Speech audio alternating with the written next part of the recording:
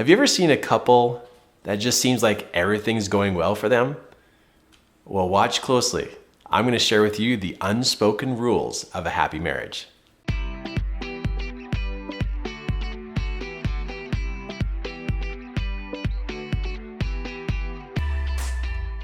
Isn't marriage awesome?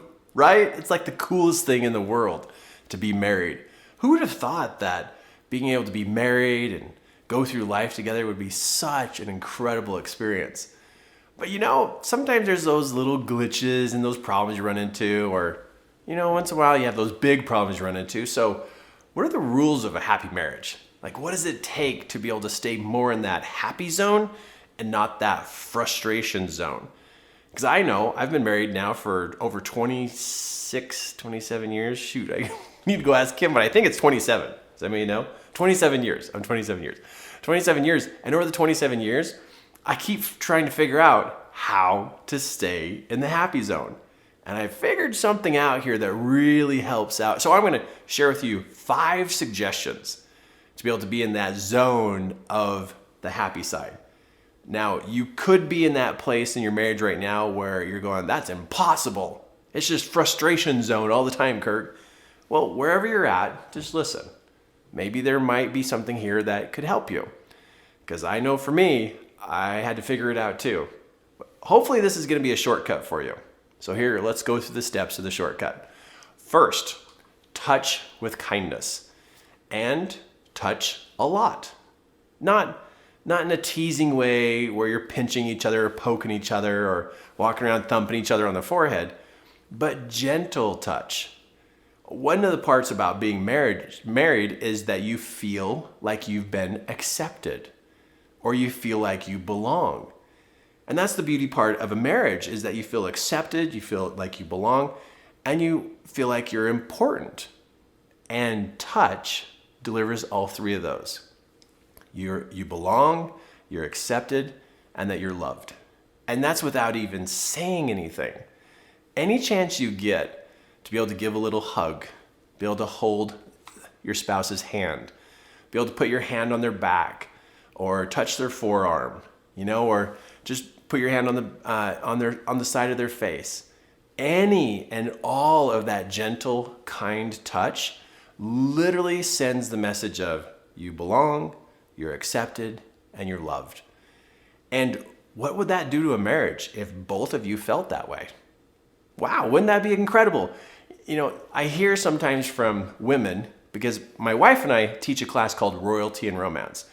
And the men and the women will ask questions in the class. And this class is all about strengthening your marriage and really taking your marriage and working together and moving forward in life. Well, during the class, there's times that we have a Q&A session, and the women will stand up and say, well, I really would like my husband to touch me, but every time he touches me, I think it all leads to intimacy. And guys, we need to kind of wake up here a little bit on this. I think there needs to be touch with kindness a lot. That's why it says a lot. So it's not only when we are feeling like we want to have a physical connection, but we are touching with kindness because of you belong, you're accepted, and you're loved. And if we're not doing that, then what happens is our wives don't feel like they're loved. And they don't feel like they belong. And they don't feel like they're accepted. And then there's a distance that happens between us and our wives.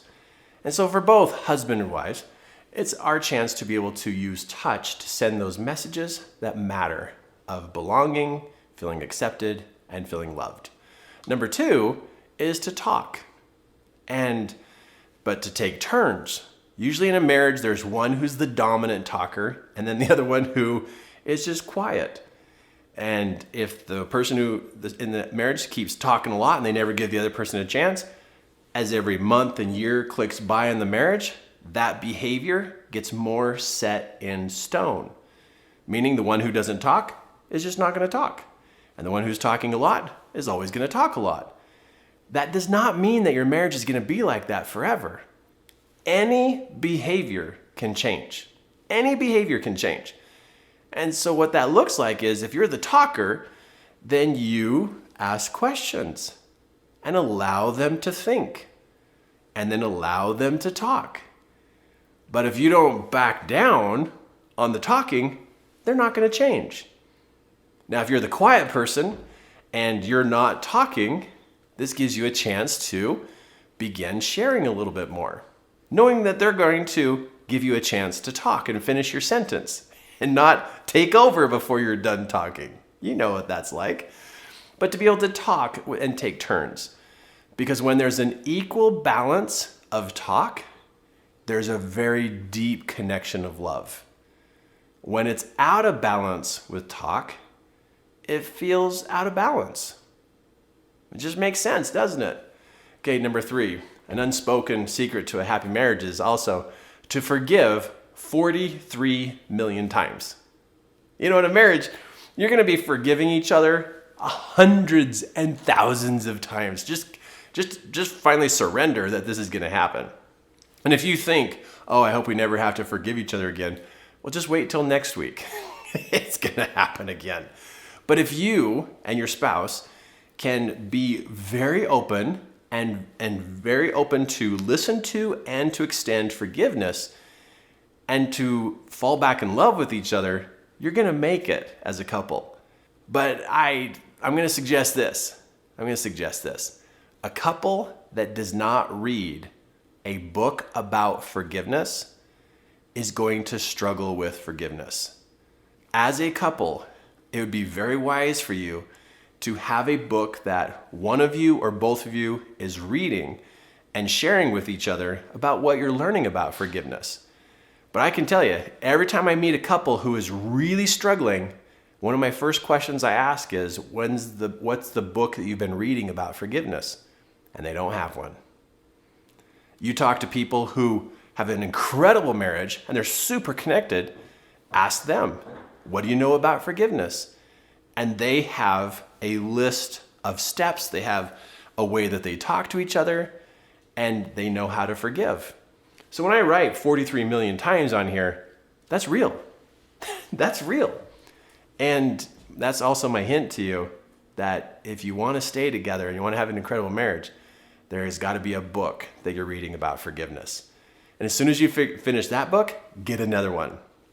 But to keep your mind being taught about forgiveness. Most of us struggle really, really, really bad when it comes to forgiveness. And why bring that struggle into the marriage? Work on this so it doesn't come between the two of you. Get yourself a book. You'll love it. Okay, next one, solve problems together. The reason why you're married is because your spouse has part of the solution and you have part of the solution. Neither one of you are going to have the perfect answer to fix every single problem because you have a man and a woman in this marriage, and what's happening is you think differently. There's just different energy about the two of you. You have different thought processes. So when it comes to solving a problem, it takes both of you to bring your ideas together to solve the problem. That part right there, I am so glad I'm married because Kim and I can solve problems together. And sometimes we have problems between us and I got to do my part and she does her part. But we can actually solve bigger challenges and bigger problems because we work together. And I listen to her ideas. And her ideas sometimes are so not my ideas. Just because your spouse has an idea that you have never thought of, it doesn't mean it's wrong. It means that they can actually see from a point of view you've never even come from before. Your spouse did not grow up in the family you were raised in. Right? They didn't grow up in the same family. They have completely different backgrounds and experiences to pull from. When it comes to solving problems, you can solve them together. But you gotta shut your mouth in trying to override their ideas with your ideas. Your ideas don't have all the answers. Sorry to say, you don't know everything. You know half of it. Or maybe 60 or 70% of the answer. Your spouse holds the other half. And when you can talk and share with each other, you will solve problems together. And that is an incredible amount of happiness that can come from that because you're doing it together. It's beautiful. Okay, the last one. This one has just been absolutely fun for Kim and I. Sometimes in our greatest challenges, we are just silly with each other. We keep our silly side, not irresponsible silly. We're talking just silly. We crack funny jokes, we do funny things, but we got to keep each other laughing. Life sometimes can be tough, right? It's not every day is Saturday.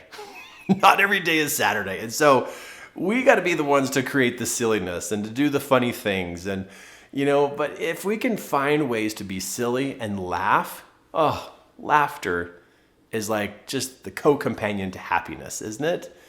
And so are you that kind of person? Can you create a moment of laughter? And if you can't, and you don't have any laughter juice inside you, and you just can't go there, maybe it's time to watch some funny shows and get yourself back into being able to laugh. Because if you can laugh, you can help somebody else laugh. And being married, that is a great quality to have, is to make each other laugh. Or sit on them and tickle them until they do laugh, right? Well, here at 3 Key Elements, our mission and our intention is to be able to help you know steps, techniques, and skills to have to be able to move through life's challenges so that we can actually have progress. So what you have to do is subscribe to our YouTube channel here. Every single one of these videos is packed full of great content that's just perfect for what's going on in life today.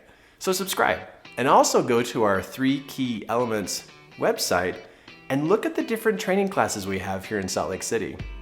And also keep an eye out because we have some online courses we're going to be sending out to you soon. And it's all to help so that you don't have to face the struggles you're facing and feel like you're not going to make it. We're here to help you have the insight and the steps and the connections so that you can work through life challenges and keep a smile on your face.